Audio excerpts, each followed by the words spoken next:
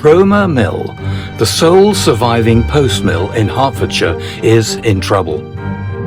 Timber construction exposed to bad weather means severe wet rot in the fantail and the ladder. Fantail and ladder all require a complete rebuild. The urgency? No ladder means no public access to the mill, and vital income disappears. The wooden mill is called the Buck. So with nearly 300 visitors last year, sadly the buck truly stops here. And this Grade 2 star structure is Category A on the Heritage at Risk register. Another part of the windmill needs urgent repair. High up in the Buck is the wind shaft, resting on its neck bearing. The bearing takes the full weight of the sails that drive the millstones.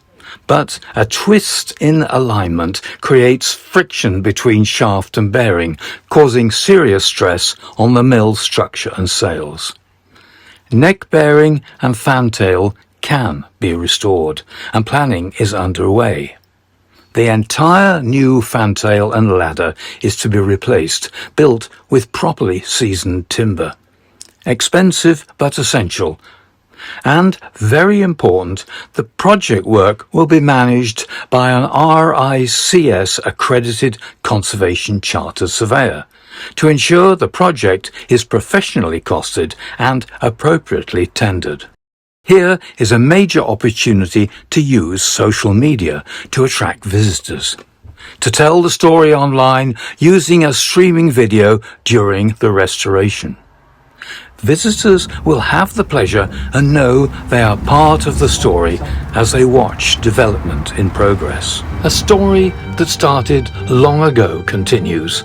Your support preserves the windmill's mechanical function, creates a safe, welcome climb to a valuable educational experience, preserves heritage skills with a long-term objective of becoming financially self-sustaining.